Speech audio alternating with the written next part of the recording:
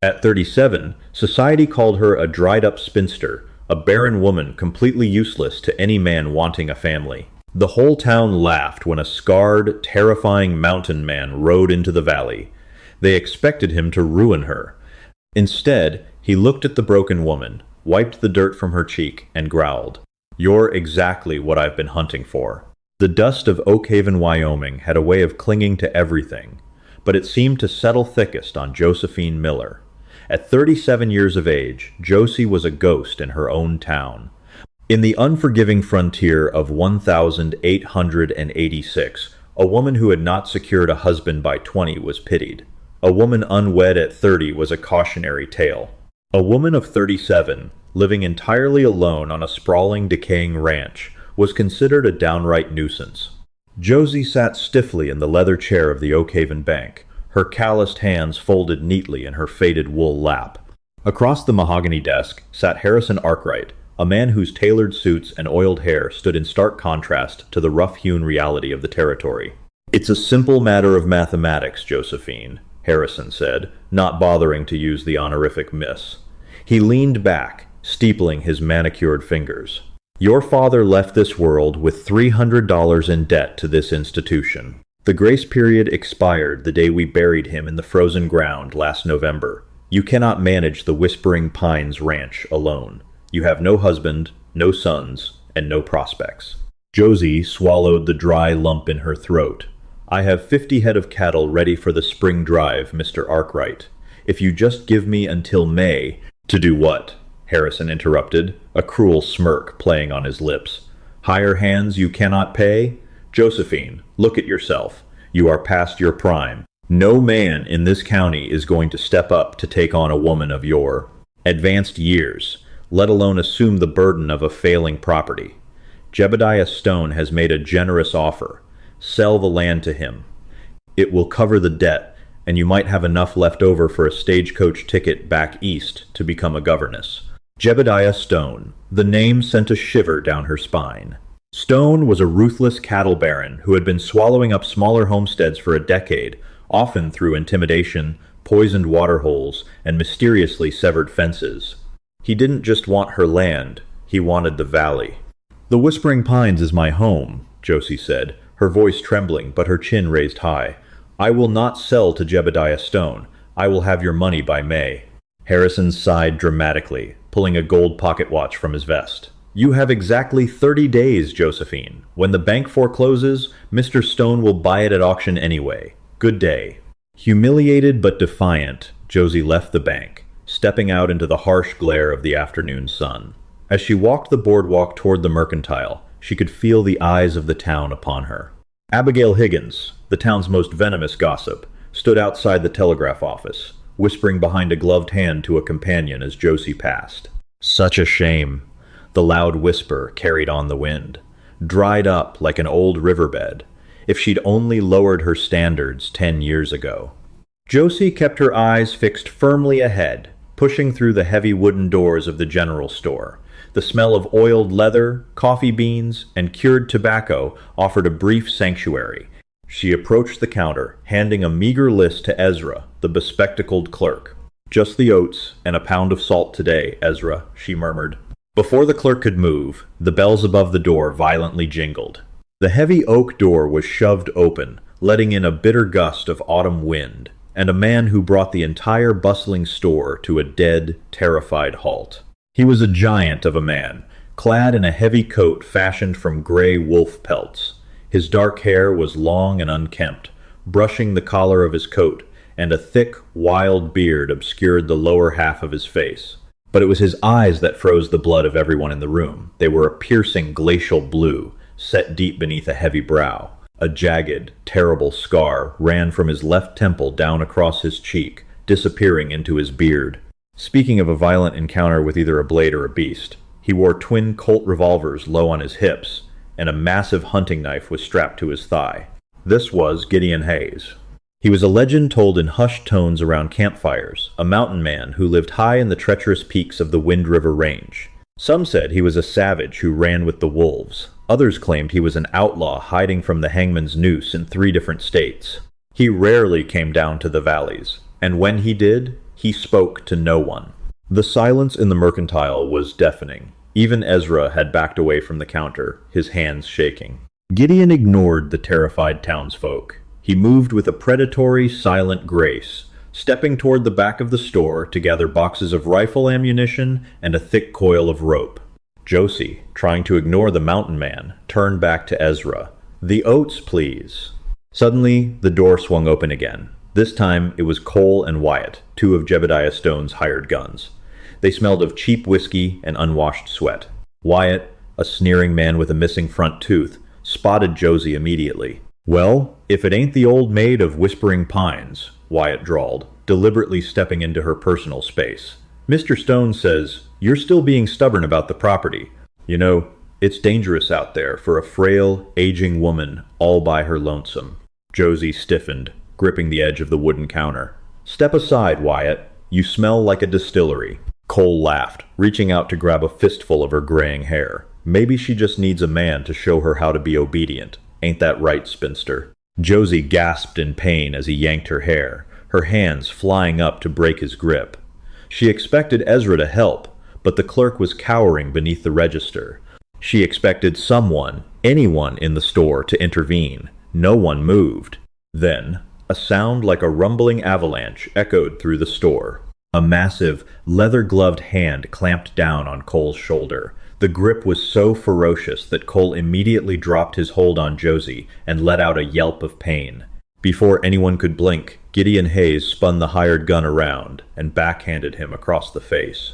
The sickening crunch of cartilage filled the room, and Cole flew backward, crashing into a barrel of pickled eggs.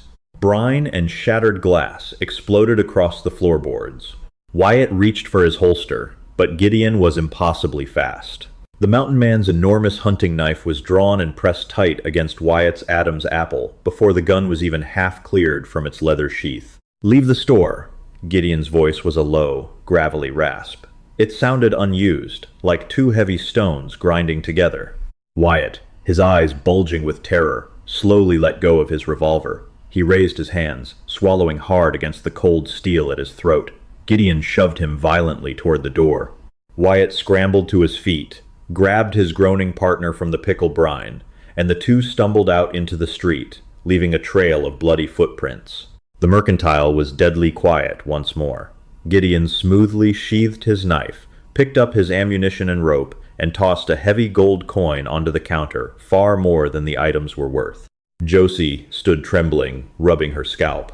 She looked up at the towering mountain man, her heart hammering against her ribs. "Thank you," she whispered, her voice barely audible. Gideon stopped at the door. He turned slowly, his icy blue eyes locking onto hers. He didn't look at her with the pity of the townsfolk, nor the predatory greed of Jebediah Stone's men. He looked at her as if he were seeing something rare, something standing strong in the middle of a storm. For a breathless second, the scarred mountain man gave a stiff, single nod. Then, he pushed through the doors and disappeared into the whistling wind, leaving Josie to wonder if she had just been saved by a man or a monster. 3 weeks later, the brutal Wyoming winter arrived early, descending upon the valley like a suffocating white blanket. The snow drifted higher than the windowsills of the Whispering Pines farmhouse. Josie's situation had grown desperate. The cold seeped through the cracks in the walls, and the woodpile was dwindling fast. With no money to hire hands, she had been doing the back-breaking work herself, chopping frozen timber, breaking the ice over the cattle troughs, and hauling hay until her hands were blistered and her back screamed in agony. Jebediah Stone's men had been a constant, looming threat. They had cut her southern fence line twice, and she had spent 2 freezing nights riding out to herd her terrified cattle back onto her land. The 30-day deadline was fast approaching. She was going to lose her home, her legacy, and step into the frozen unknown with absolutely nothing. It was twilight on a Tuesday when the storm hit its peak. Josie was in the barn, wrapping the last of her horses in heavy blankets, when she heard a strange, frantic whinnying over the howl of the wind. She grabbed her lantern and her father's Winchester rifle, pushing open the barn doors. Through the blinding curtain of snow, a massive black destrier was thrashing, its reins tangled in the frozen sagebrush near her property line. Josie fought her way through the knee-deep drifts. As she neared the horse, The lantern light illuminated a horrifying sight. Tied to the saddle horn, being dragged half unconscious through the snow, was a man. He was missing his heavy wolf pelt coat. His flannel shirt was soaked in freezing, dark crimson blood. "Lord Almighty," Josie breathed. It was Gideon Hayes. He had taken a bullet to the right shoulder, and a deep, jagged slash ran down his thigh. He was pale, his lips tinged blue, hovering on the very edge of death. Adrenaline surged through Josie's veins. She knew she couldn't lift a man of his immense size. She quickly unhitched her strongest draft horse, hitched him to a flat wooden sled used for hauling timber, and dragged it out to the snowbank. With a strength born of pure desperation, she rolled the colossal mountain man onto the sled.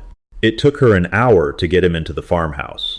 By the time she managed to drag him onto the heavy rug before the hearth, she was shivering violently, her lungs burning. She stoked the fire until it roared, then retrieved her medical kit. Scissors tore through his bloody shirt. The bullet was still lodged in his shoulder muscle, deep but thankfully missing the vital arteries. For 2 days and 3 nights, Josie did not sleep. The blizzard raged outside, locking them in a frozen world of two. Gideon burned with a terrifying fever. He thrashed in his delirium, shouting names Josie didn't know. "Rebecca, run! Hide the boy! Samuel, no!" His cries broke her heart. Beneath the terrifying exterior, beneath the scars and the guns, this was a man who had been shattered by profound, unimaginable grief. Josie held him down when the fever peaked, bathing his scarred face with cool water, murmuring soothing words she hadn't spoken since her mother died. She dug the lead out of his shoulder with heated tongs, sterilized the wound with whiskey, and stitched his torn flesh. On the 4th morning, the storm broke, leaving a blindingly bright, silent landscape in its wake. Josie was asleep in the rocking chair beside the hearth, her head resting on her knees, when a raspy voice startled her awake. "You should have let the snow take me."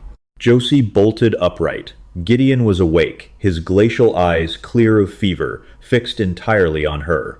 He was propped up on his good elbow, looking around the modest, tidy farmhouse. "I don't make a habit of letting people freeze on my property, Mr. Hayes," Josie said, standing up to fetch him a cup of hot broth, "especially not people who punch hired thugs on my behalf." Gideon accepted the tin cup with a shaking hand. He drank in silence, his eyes never leaving her face. The intensity of his stare made her self-conscious. She reached up to smooth her disheveled, gray-streaked hair, acutely aware of her exhaustion, the dirt on her apron, the fine lines mapping her face. "Stop that," Gideon growled softly.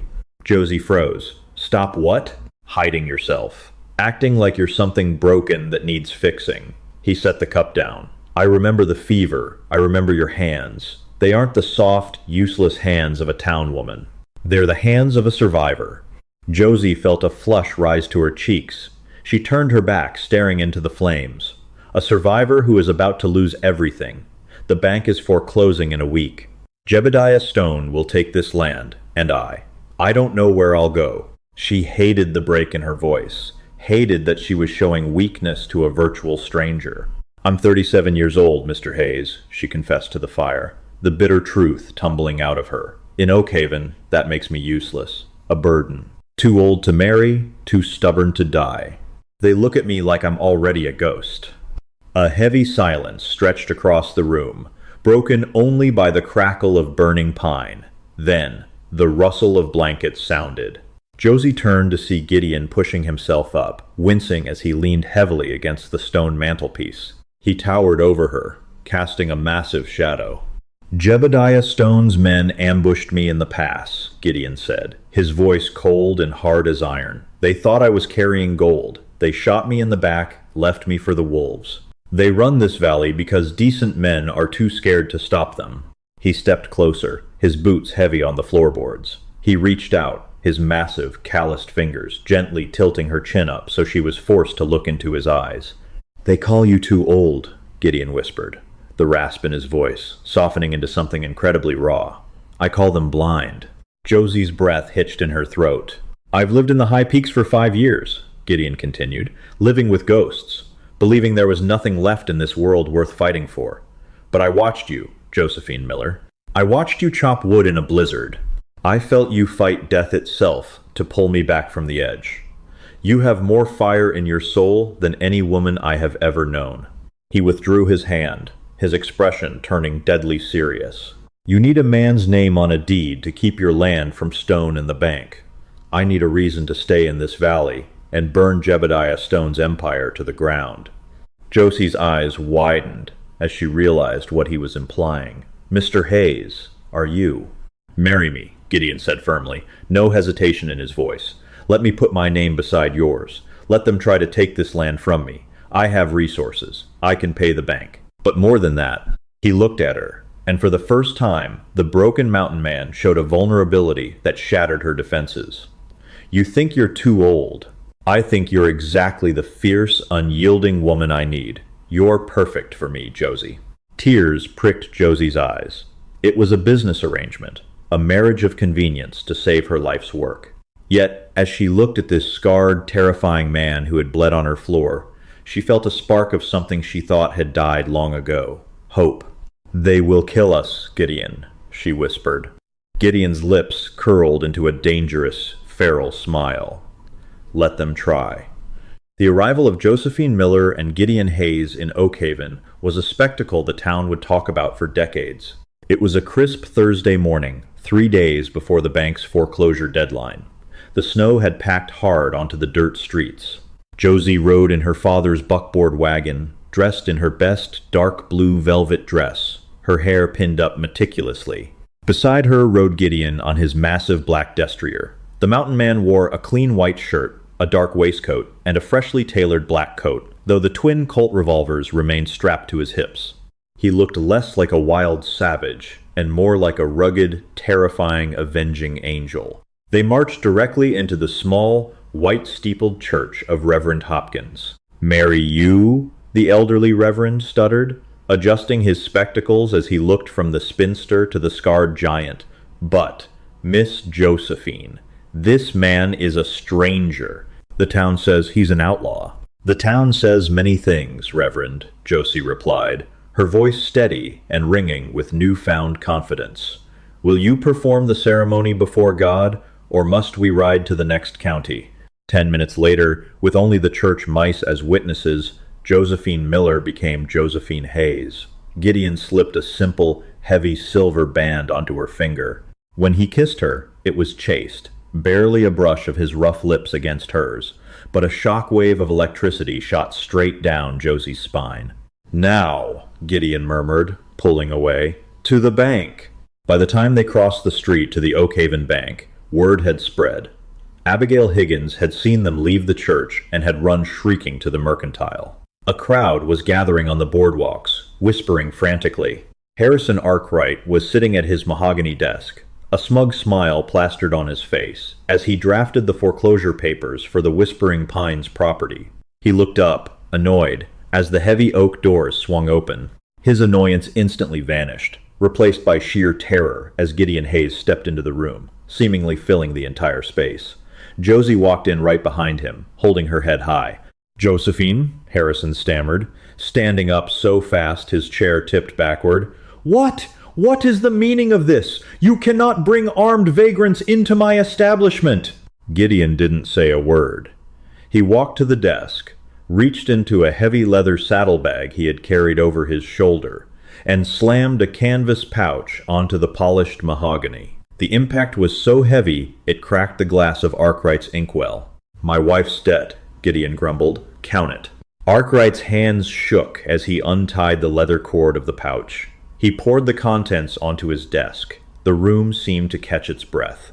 Solid, unrefined gold nuggets, some the size of walnuts. They gleamed under the gaslight of the bank, easily worth 10 times the $300 Josie owed. "Wife?" Arkwright choked out, staring at the gold, then at the massive ring on Josie's finger. You married him? Josephine, this is preposterous. Mr. Stone has already drawn up the deeds." "Tear them up," Gideon said softly. His voice didn't rise in volume, but the lethal promise behind it made Arkwright sweat profusely in the freezing room. "The debt is paid. The Whispering Pines belongs to the Hayes family now." If Jebediah Stone or any of his dogs step foot on our property, I will send them back in pine boxes. Do you understand, banker?" Arkwright nodded frantically, furiously scrawling, "Paid in full," across the foreclosure documents and stamping it with the bank's seal. He handed it to Josie with trembling fingers. As they exited the bank, the crowd outside fell completely silent. They parted like the Red Sea to let the newlyweds pass. Josie saw Wyatt standing near the saloon, his throat still bruised from Gideon's knife weeks ago. Wyatt glared at them with pure hatred, but he didn't dare move his hand toward his gun. The victory, however, was short-lived. Jebediah Stone was not a man who accepted defeat. That night, back at the ranch, the reality of their situation set in. Gideon slept on a bedroll near the hearth, respecting Josie's space, guarding the front door like a sentinel. 3 nights later, the retaliation began. Josie woke to the acrid smell of smoke. She rushed to the window and screamed. The winter hay storage shed, vital for keeping the cattle alive through the freezing months, was entirely engulfed in roaring orange flames. Gideon was out the door before she could even grab her shawl. He sprinted into the snow, firing 2 warning shots into the darkness. He managed to rescue the horses from the nearby barn, but the hay was lost. They stood in the freezing snow, watching the vital feed turn to ash.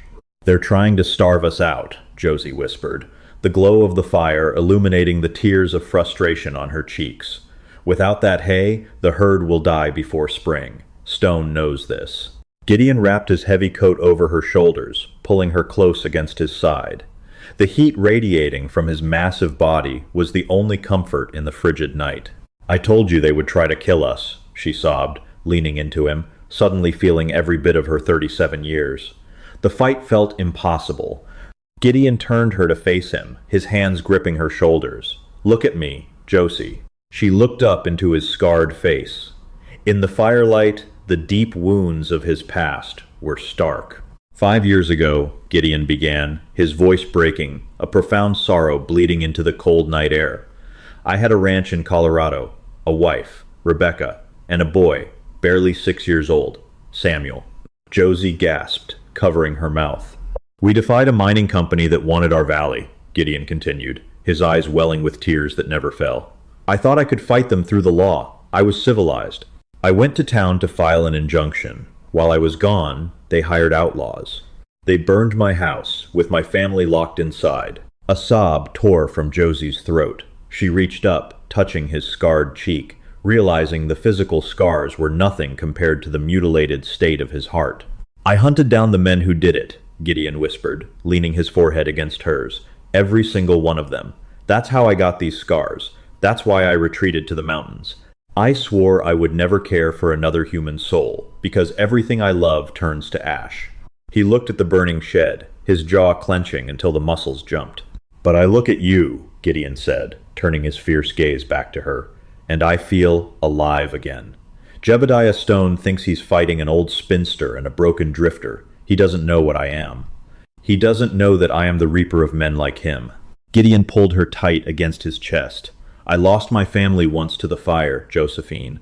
I swear to God Almighty, I will drag this entire territory straight to hell before I let them take you." The war for the Whispering Pines had officially begun, and the Broken Mountain Man was finally ready to stop hiding. The bitter ashes of the winter hayshed smoldered for 3 agonizing days, a constant, acrid reminder of the violent war that had finally arrived at their frozen doorstep. Jebediah Stone was absolutely not a man who fought fair, nor was he a man who relied solely on incompetent local thugs when the financial stakes were truly high. The frightened rumors swirling through the snow-choked streets of Oakhaven suggested Stone had sent urgent telegraphs down to Denver, bringing in ruthless, professional muscle. Specifically, he had hired former operatives connected to the notorious, deadly regulatory factions of the sprawling frontier. Even the territorial authorities, appointed by Governor Thomas Moonlight himself, seemed entirely unwilling to intervene in what they dismissively deemed a localized, petty cattle dispute. The supposed law in the vast Wyoming territory was notoriously, conveniently blind when immense wealth and bloody cattle wars were fiercely involved. But Gideon Hayes was a terrifying law unto himself. For the next exhausting fortnight, the Whispering Pines Ranch transformed completely from a decaying, quiet homestead into a heavily armed, impenetrable fortress. Gideon slept only in brief, fitful bursts by the roaring hearth. He methodically boarded up the lower glass windows of the sturdy farmhouse with thick oak planks, leaving only narrow, precise slats for rifle barrels. He spent hours setting hidden tripwires rigged with loud tin cans in the freezing sagebrush lining the outer perimeter, and he spent every waking, daylight hour making absolutely certain Josie knew exactly how to defend herself against the coming slaughter. It was a freezing, overcast Tuesday afternoon when Gideon solemnly handed Josie a heavy, fully loaded Colt revolver. They stood quietly behind the frosted farmhouse, the endless snowy plains stretching out miles toward the jagged, unforgiving peaks of the Wind River Range. "Your father's lever-action Winchester is perfectly fine for long distance," Gideon said softly, his massive, scarred hands gently guiding her much smaller, trembling ones as she gripped the freezing cold steel of the heavy revolver. "But if those hired killers breach the heavy oak door, you need this close-quarters weapon. Keep both of your eyes wide open. Do not look directly at the iron barrel. Keep your focus strictly on the moving target." Josie swallowed the dry, terrified lump in her throat. She was profoundly exhausted, her weary bones aching terribly from the constant, suffocating tension. But the close physical proximity of her towering husband sent an entirely different kind of sudden shiver down her spine. Gideon stood directly behind her, his broad, solid chest pressed firmly against her back, his muscular arms wrapped securely around hers to steady the heavy weapon. She could clearly smell fresh pine needles, oiled leather, and the clean, undeniably masculine scent of his warm skin. "I have never shot a living man, Gideon," she whispered, her fragile voice trembling slightly in the biting winter wind. "I truly do not know if I have the stomach or the wicked cruelty to take a human life." Gideon lowered the heavy gun slightly, leaning his massive frame down so his lips were mere inches from her freezing ear. "You will not be taking a life, Josie. You will be fiercely protecting your own. And I swear to you upon my very soul, any wicked man who tries to cross that wooden threshold means to do you profound, unspeakable harm. You shoot, and you absolutely do not hesitate for a single second." He turned her gently to face his towering frame. The harsh, deeply scarred lines of his weathered face had softened entirely, revealing a profound vulnerability. He reached up with a heavy leather glove, removing it to let his rough thumb trace the soft curve of her pale cheek, tenderly wiping away a dark smudge of gun oil. "I will absolutely not let them take you from me," he murmured, the raw, bleeding honesty in his gravelly voice making her lonely heart hammer wildly against her ribs. "I spent 5 agonizing years waiting to freeze and die in the high mountain snow. You gave this broken ghost a reason to finally wake up." Josie leaned desperately into his warm touch, her tired eyes fluttering shut. In that fleeting, terrifyingly desperate moment, the 37-year-old spinster realized with absolute, earth-shattering clarity that she was deeply, irrevocably in love with the scarred mountain man. When he finally leaned down and kissed her, it was absolutely nothing like the chaste, formal brush of their rushed wedding day. It was fiercely hungry, demanding, and full of a desperate, fiery passion that instantly made Josie's knees dangerously weak. He held her tightly against his chest as if she were the single most precious, invaluable treasure in the entire Wyoming territory. Their tender, stolen moment was violently, abruptly shattered by the sharp metallic clatter of rigging tin cans echoing loudly from the southern snowy ridge. Gideon ripped himself away from her embrace, his icy blue eyes instantly hardening into pure, lethal murder. He shoved the heavy Colt revolver directly into Josie's hands and grabbed his own customized repeating rifle. "Get inside the house immediately. Bolt the heavy oak door shut and do absolutely not come out until I explicitly tell you the yard is clear." "Gideon, no!" Josie cried out, blind panic surging through her veins as she saw 6 heavily armed riders suddenly cresting the snowy ridge, their faces entirely obscured by dark woolen bandanas, their Winchester rifles already drawn and aimed. "Go inside now," he roared fiercely, shoving her bodily toward the wooden porch. Josie frantically scrambled inside the dark farmhouse, slamming the heavy wooden door shut and dropping the massive iron bar squarely into its brackets. She ran immediately to the narrow window slat, her heart pounding a frantic, painful rhythm. The bloody siege had officially begun. The professional riders descended upon the homestead like a pack of starving, rabid wolves. Deafening gunfire erupted instantly, completely shattering the pristine, frozen silence of the isolated valley. Deadly lead bullets tore viciously into the wooden siding of the old farmhouse, sending sharp, deadly splinters flying wildly through the cozy parlor. Gideon Hayes was a terrifying, unstoppable force of brutal nature. He moved swiftly between the fortified barricades on the front porch with lethal, terrifyingly calculated precision. His heavy rifle barked once, and a screaming rider toppled violently from his leather saddle, crashing hard into the frozen, unforgiving dirt. But there were simply too many of them attacking at once.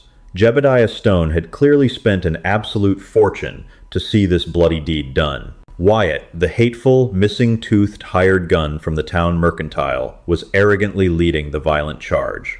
He was screaming foul curses and orders, directing 2 armed men to aggressively flank the rear of the house, while he and the 3 others pinned Gideon down with a relentless, deafening barrage of hot lead.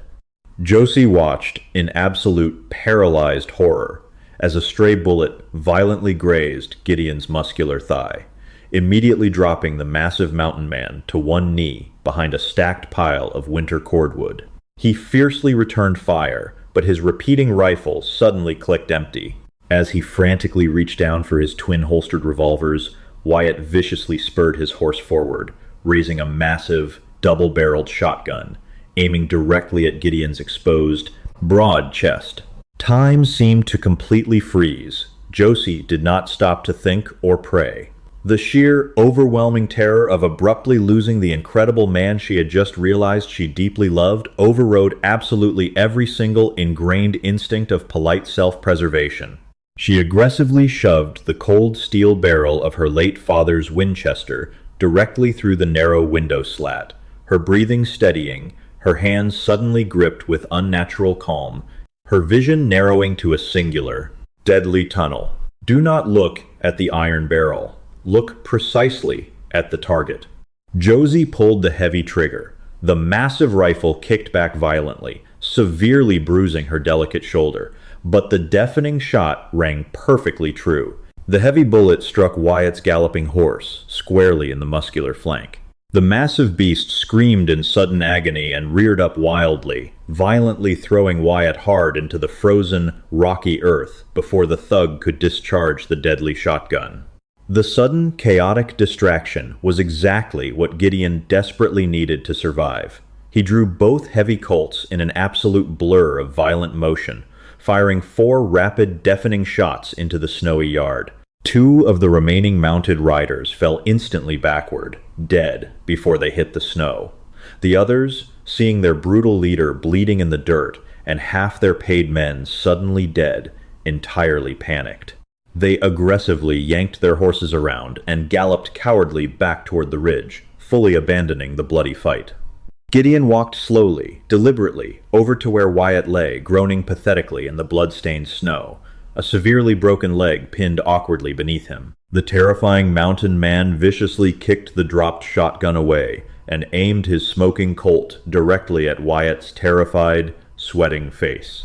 "Tell me exactly where Jebediah Stone is hiding," Gideon snarled, his voice a demonic, rumbling rasp. "Or I will gladly leave you out here to bleed for the timber wolves." "He is hiding out at the abandoned copper claim up by the mountain pass," Wyatt shrieked, clutching his shattered leg. "He is waiting safely there for us to bring him the signed deed. The new Transcontinental Railroad Company is secretly surveying the valley right now, and your specific land is the only viable way straight through the mountains. It is worth over $1 million. Josie gasped loudly. It was never actually about the grazing cattle. Jebediah Stone fully knew the immensely wealthy railroad barons were coming to Wyoming, and he was violently clearing the entire valley board to make himself an untouchable emperor. Gideon did not flinch. He slowly lowered his smoking gun, leaving Wyatt bleeding profusely in the snow, and turned to look at Josie. "Bar the heavy door again," Gideon commanded, whistling for his black destroyer. I am ending this miserable war tonight. You are actively bleeding, Gideon, Josie protested. It is a scratch, he said, swinging his massive frame into the leather saddle. He looked deeply down at her. You bravely saved my life today, Josephine. Now I am going to permanently secure yours. He vanished swiftly into the howling blizzard. The freezing night was an absolute eternity of agonizing silence. Josie paced the wooden floorboards, praying to a god she had not spoken to in years. By the time the first gray light of winter dawn crept over the jagged mountain peaks, her nerves were completely shattered. Then she heard the heavy crunch of iron hooves. Josie tore the iron bar from the door. Gideon was riding slowly up the main trail. Behind his horse, tied securely and draped humiliatingly over the back of a mule, was Jebediah Stone. The tyrannical baron looked entirely broken. Gideon had not killed him. He had ruthlessly beaten him into submission to face true justice. Gideon slid heavily from his horse. Josie aggressively threw herself straight into his arms, sobbing loudly with profound relief. It is completely over, he rasped softly. I forced the telegraph operator to send a wire to Marshal Hilliard. We hold the vital pass, Josie. The Whispering Pines Ranch is entirely safe, forever. 4 glorious months later, the brutal Wyoming winter surrendered to a vibrant spring. The massive railroad company had successfully arrived, and Gideon had brilliantly negotiated a staggering fortune for a tiny sliver of their northern Rocky Pass. Josie stood peacefully on the front porch. Gideon walked quietly up behind her, wrapping his arms around her waist. We are entirely ready for the cattle drive, Gideon murmured warmly.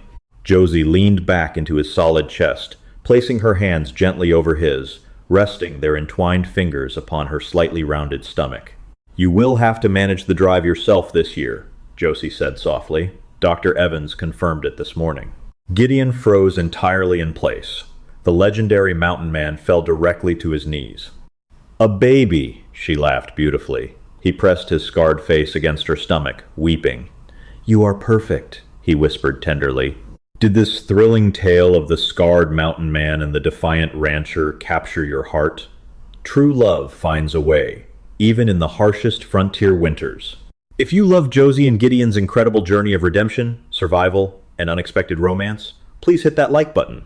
Share this story with your friends who love Wild West historical dramas, and don't forget to subscribe to our channel for more unforgettable, real-life historical storytelling. Your support keeps these amazing frontier legends alive.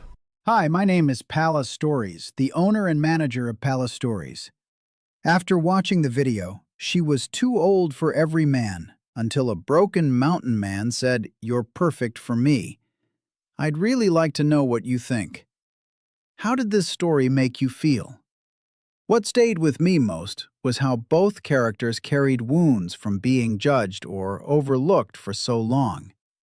She had spent years believing she was no longer wanted, while he seemed weighed down by his own pain and isolation. I think that's what made their connection feel genuine. They weren't trying to save each other perfectly. They simply saw value in one another when the world didn't. It also reminds me that people often place limits on love and happiness based on age, appearances, or past mistakes. Real connection usually grows from understanding and kindness instead.